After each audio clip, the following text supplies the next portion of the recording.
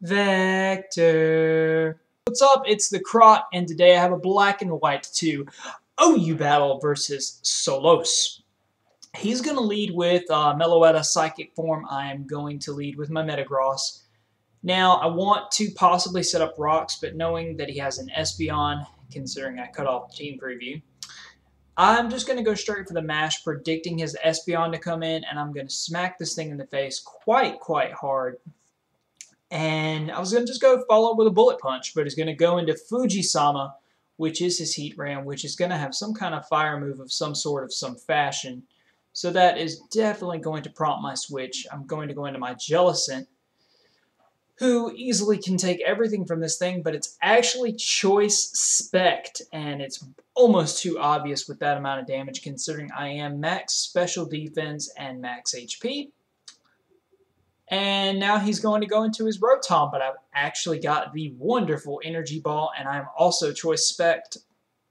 So that is going to do a very nice number to Kasumi, take it down very low. And now I can bring in Apollo, because Snorlax in OU is just way too cool for words. He's just going to Volt Switch out. He's not going to want to play around too much, just going to want to get the heck out of Dodge County, that is. And now he is going to want to switch into Ironwood. Now, Ferrothorn inevitably has something to very much hurt my big fat guy's face, so I'm going to have to go into my physical wall, my Salmon Yellow here, and he's going to reveal the Gyro Ball. Now, you're going to see how much this does, which is a ridiculous amount. So far, we have a Choice Bander and a Choice Spec user on his team. So another Gyro Ball would easily take me out, and I'm thinking I want to get as much damage on this thing as possible because it is going to be very difficult to deal with in the after days. So just going for an Earthquake here, not going to overpredict, do anything real fancy, and lose my Gliscor. Not sure if it's worth it at this point, but we shall see.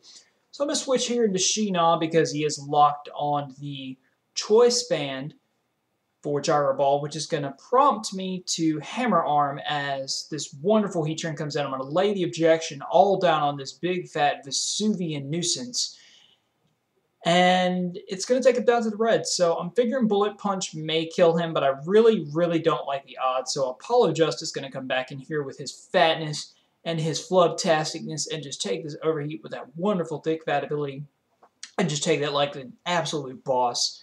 Now, thinking that he's probably not going to overheat again, which he does, surprisingly. I'm just going to go for the Body Slam, make the safe play here. Looking at the amount of health that's left and the way my Snorlax is set up, I will easily take it out. Now, this just must be a fault on my part, not knowing the Meloetta carries close combat. I thought that it got it in the step form, but, you know, fail for me. And Apollo is going to have to bite the big booty. Made it funny. So now I'm going to go out to Sheena, my Metagross, and close combat is not going to do that much at all. I was actually quite impressed that it did not do that much. I'm going to take this opportunity to get my Stealth Rocks up because spinning, floating rocks are wonderful in every battle. And I'm just going to finish this thing off with a Bullet Punch to the face, so it goes down. So now comes Ironwood again.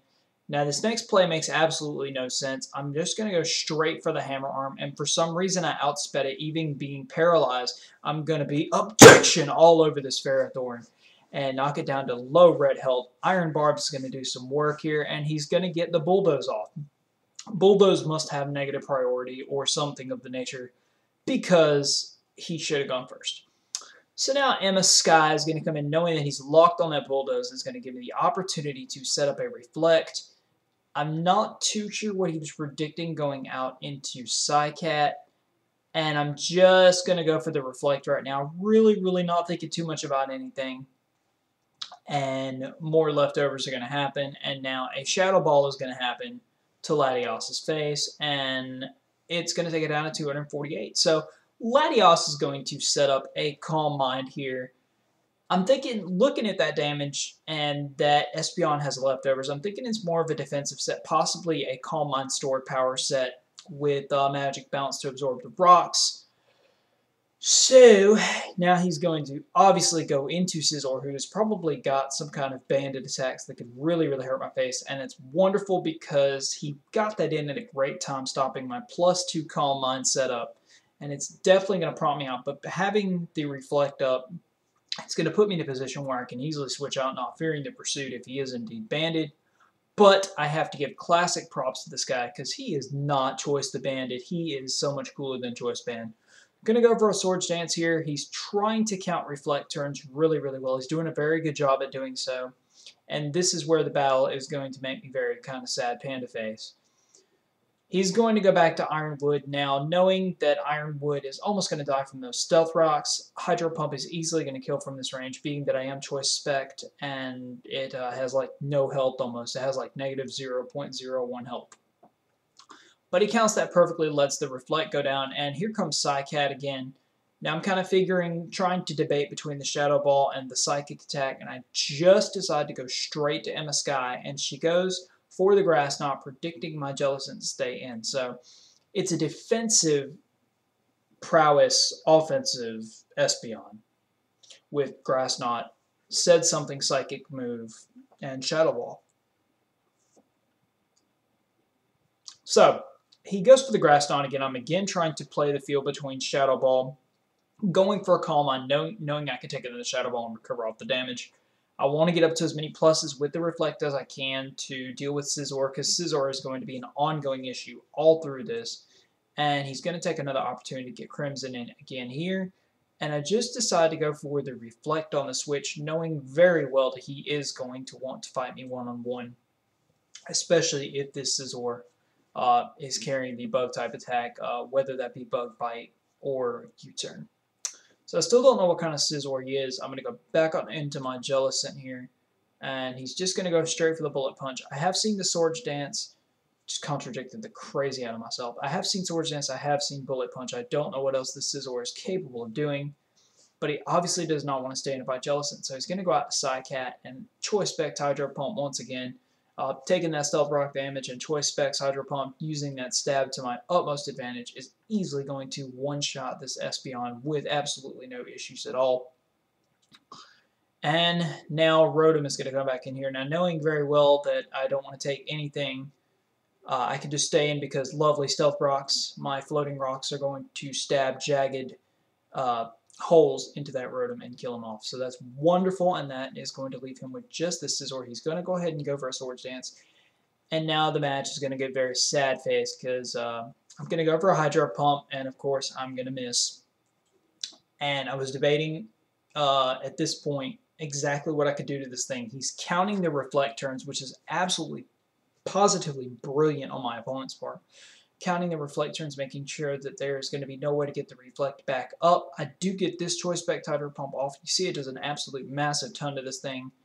But after the Bug Bite, you will see this thing is actually carrying what you don't expect it to have. And I think it won him the match, playing this defensive Scizor the way he did, but playing it offensively and defensively, balancing out both of the attributes of this particular Scizor setup that he's got going on here. He's going to go for a Bullet Punch here. I cannot take that. I'm going to go ahead and set up Reflect afterward, knowing I can possibly take one more. I was kind of thinking the game is in the bag at this point, setting up the Reflect. I can take one shot from the Scizor and finish everything off with a close combat. So I want to get this thing at a range that I can take care of it, but he is just going to roost that away and get back up to a very good level of health that I can't really do too much to. And he plays the last couple turns between roosting and Swords Dancing and Bullet Punching so effectively. This is, again, what makes Scizor so very dangerous, especially in the OU metagame. You never know kind of what it's going to do. But this time he opted for the defensive set. So this type of set runs great on ranked teams, you know, setting up the Swords Dance and going for bug bites and whatnot. But its main selling point is being able to roost, because Scizor is got some defensive level to it and really good HP to boot on that top. So he's going to just go ahead and roost again, stalling the turns of Reflect, because knowing that the Reflect will go down, he does not have to worry about living me living anything with Terrakion and going for a choice band to close combat, which would probably most indefinitely, indubitably end this game. But luckily for my opponent, he's not going to worry about that because another Bullet Punch is going to take out Latios, and Reflect is going to go down on the turn prior to Phoenix Wright coming in here. So the objection is going to get served from Scizor, all because of a Hydro Pump miss. That was an awesome game. Now, I want to talk about a couple small, tiny, weeny things, and then we will, everybody will get back to their lives. Today, when me and Chastity, aka Lex Apnea, were trying to set up her Black and White 2 stuff, we kept having some issues. So I would really greatly appreciate it. Maybe drop her a line, possibly because of the fact, we tried to get some Black White 2 battles up today, and I don't want to be the only one putting up Black White 2 battles between us. So she really tried to get everything going. I think she just had some bad DCs, some people that obviously have no internet connection of any kind, that pretty much have like an invisible Ethernet cord or something. I mean, their connection was just that bad. I was just kind of like watching, and I was like, oh my god, it's just not possible. I mean, the guy must have had dial-up or something. But anyway, if you guys haven't checked out our channel, which I know a lot of you that are watching my videos have not, you should pause my video and go check her out. Now, she does do a lot. You have to realize that she can only do certain videos at certain times, because she has one of those parents. But other than that, she's doing her very best to get content out for you guys. And thank you guys for watching. Until next time, you know the rules. Rate, comment, subscribe, thumbs up, and objection, and find the computer room. And peace out later, and see ya.